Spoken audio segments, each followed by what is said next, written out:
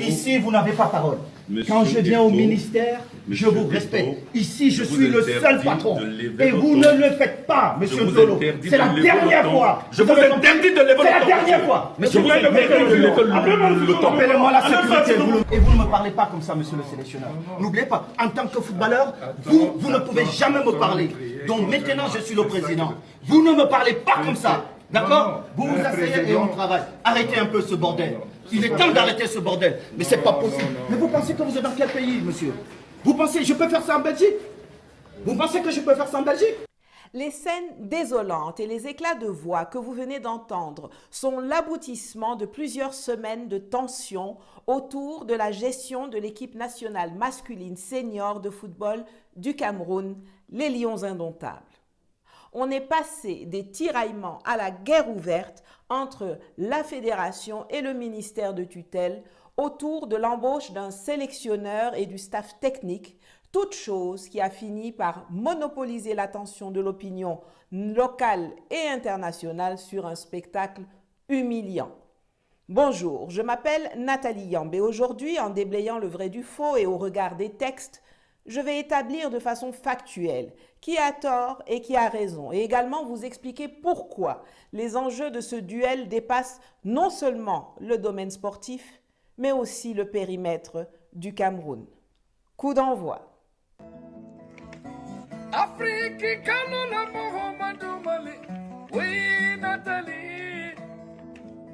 Commençons par le commencement. Dans quasiment tous les pays du monde, les équipes nationales appartiennent aux États.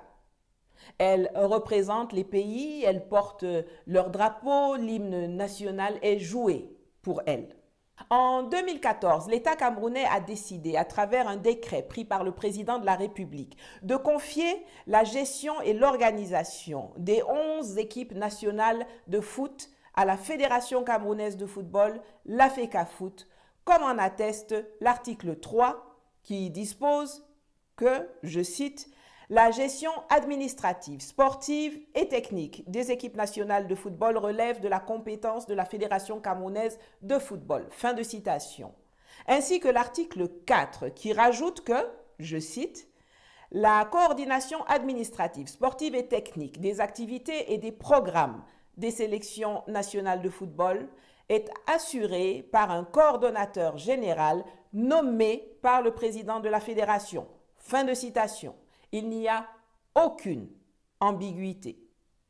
Comme l'esprit à cette époque est à la bonne collaboration pour mettre fin aux tensions qui émaillent déjà les rapports entre le ministère des Sports et la FECAFOOT, l'État propriétaire et la fédération gestionnaire se sont assis en 2015 pour apporter des précisions sur les modalités de mise en application du décret de 2014 et ont donc signé à cet effet une convention. Dans la dite convention, ils se sont accordés entre autres sur le fait que le recrutement de l'entraîneur principal des équipes nationales et de ses adjoints pourrait suivre deux processus. Ils se sont également entendus que quel que soit le processus retenu, c'est la fédération qui choisit et c'est l'État qui paie. Le premier mécanisme est le recrutement par la fédération par contrat. Ça signifie que la fédération va sur le marché national ou international des entraîneurs, regarde qui est disponible, identifie un entraîneur, présente obligatoirement son dossier au ministre qui donne obligatoirement son avis en retour.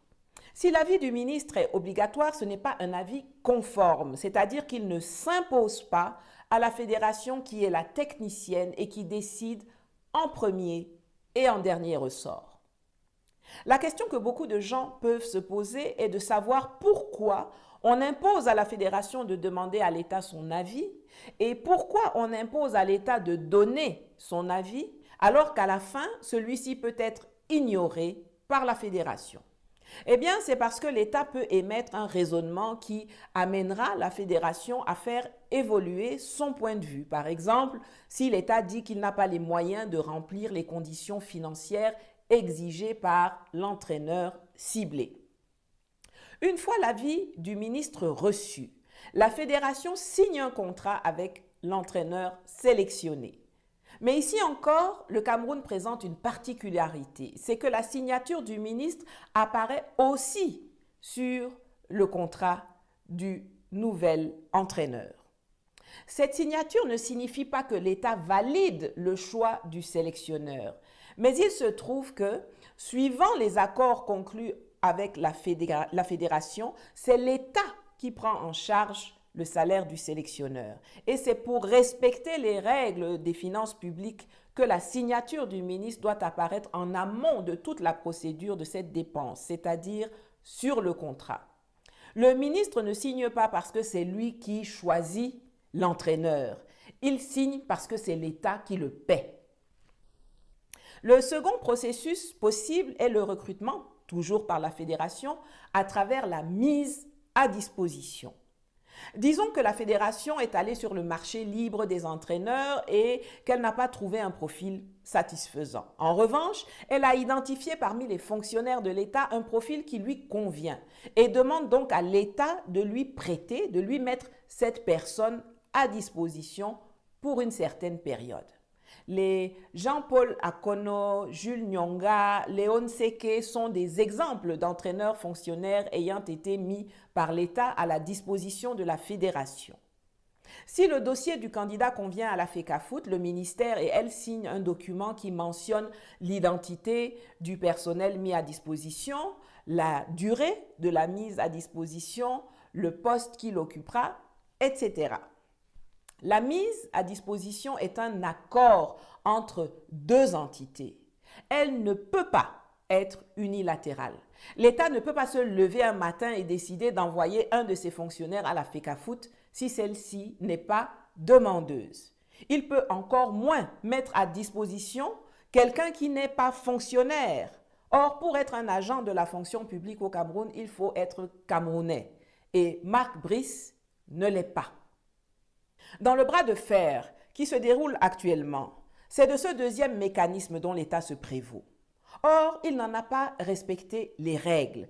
Il n'a pas attendu la demande de la fédération. Il ne lui a pas proposé le dossier du candidat. Il n'a pas conclu avec elle une convention de mise à disposition portant le nom de M. Brice, qui ne peut d'ailleurs pas être mis à disposition parce qu'il est belge. De fait, l'État camerounais n'a donc suivi aucun des deux mécanismes prévus dans la Convention de 2015 pour le recrutement d'un entraîneur. En se substituant à la fédération, il a violé ses propres textes et engagements. Il ne s'est pas arrêté là. Il a étendu son opération en nommant en lieu et place de la fédération le coordonnateur général et d'autres membres du staff technique.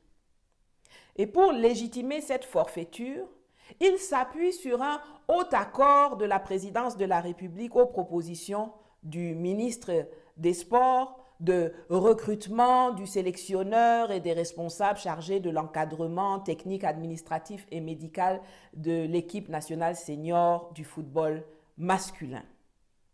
Bizarrement, ce qui, à la lecture du document qui a circulé, aurait pu être entendu comme l'accord du président de la République pour que la liste qui lui a été présentée soit proposée à la Fédération camerounaise de football par le ministre pour le recrutement des candidats qui y figurent, ce qui est déjà hors procédure.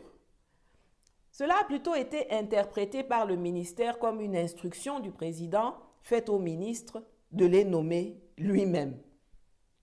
Même la contractualisation requise par ce document en liaison avec la fédération que vous voyez ici, suggérant l'utilisation du mécanisme de la signature d'un contrat par la fédération avec avis obligatoire du ministre, s'est transformée dans l'entendement du ministère en une mise à disposition qu'il n'a même pas été capable d'assurer dans les normes. Ce faisant, il viole lui-même la haute instruction dont il se prévaut. Cela dit, admettons même que ce document émanant du secrétariat général de la présidence de la République relaie effectivement une instruction présidentielle, comme cela nous est présenté par les cadres du ministère. Celle-ci a-t-elle une force supérieure au décret de 2014 ou à la convention de 2015 ? Je rappelle que la réglementation camerounaise est organisée suivant une classification de ces textes qu'on appelle aussi la hiérarchie des normes. Celle-ci les classe dans l'ordre de prédominance suivant. Tout en haut, il y a la Constitution, suivi des traités internationaux, puis les lois, les décrets, les arrêtés, les circulaires, puis les directives, puis les instructions. Il se trouve donc que dans cette hiérarchie des normes, même lorsqu'elles sont réputées présidentielles et très hautes, les instructions ont une force inférieure à celle du décret. Quant à la Convention de 2015, du fait que comme tous les textes de sa nature, elle est la loi des partis qui l'ont signée, elle s'impose à l'État et à la fédération signataire comme supérieure aux très hautes instructions présidentielles. De ce qui précède, les instructions qui portent sur la gestion de l'équipe nationale de football senior du Cameroun doivent impérativement se conformer au décret de 2014 et à la Convention de 2015, même lorsqu'elles émanent du président de la République. Voilà une exigence que le ministère des Sports, pourtant dirigé par un professeur agrégé de droit, refuse d'intégrer dans sa démarche, préférant substituer l'intimidation à la règle pour obtenir de la fédération ce que le droit ne lui réserve pas. C'est suivant cette logique et en brandissant de façon hasardeuse, maladroite et abusive les mêmes instruments que sont les instructions ou la tutelle, qu'un représentant costumé du ministère s'est présenté le 28 mai dans les locaux de la fédération pour empêcher la tenue d'une réunion à laquelle il n'était pas convié, provoquant un scandale dont la planète entière sait désormais que cette personne et son ministère sont capables. Que ce soit bien clair, tout ce que je viens de dire n'a pas pour vocation d'aider à mieux comprendre le fonctionnement du football camerounais. Je ne me risquerai pas à cette prétention parce que je sais que ce que nous en voyons et ce que nous en savons ne représente rien à côté des kilomètres de micmac qui restent dissimulés. Il ne s'agit pas non plus d'apporter quelque satisfecit que ce soit au travail de la FECAFOOT. Je laisse à d'autres mieux informés le soin de juger cet aspect de la question du football. Ce n'est pas mon couloir. Mais cette affaire du recrutement de l'entraîneur-sélectionneur en dit long sur la façon dont l'État perçoit et gère ses relations avec les autres acteurs nationaux. Il s'autorise à violer les règlements qu'il édicte et les engagements qu'il prend. Il porte atteinte aux droits d'autrui quand bon lui semble. On dit à longueur de journée qu'il est un État de droit. Mais ça ne le dérange pas de faire mentir cette assertion en mondovision. Il y a pourtant une batterie de textes qui permettraient à l'État de manifester son désaccord avec le travail de la fédération, le cas échéant. Son pouvoir de tutelle lui permet de saisir les tribunaux et de faire annuler les décisions de la FECAFOOT qui le dérangent. Il peut rappeler à Samuel Eto'o de respecter l'article 8 du décret de 2014 qui dispose que le président de la fédération n'a absolument rien à dire et aucune compétence concernant la sélection des joueurs d'une équipe nationale. Il peut lui rappeler que pour nommer des fonctionnaires comme David Pagou ou Narcisse Tenke, il doit lui aussi respecter les dispositions de la Convention et passer par la procédure de mise à disposition et donc formuler une demande à l'État avant de les nommer. Il peut mettre en place et suivre un système d'évaluation de la façon dont la fédération remplit la mission de service public du développement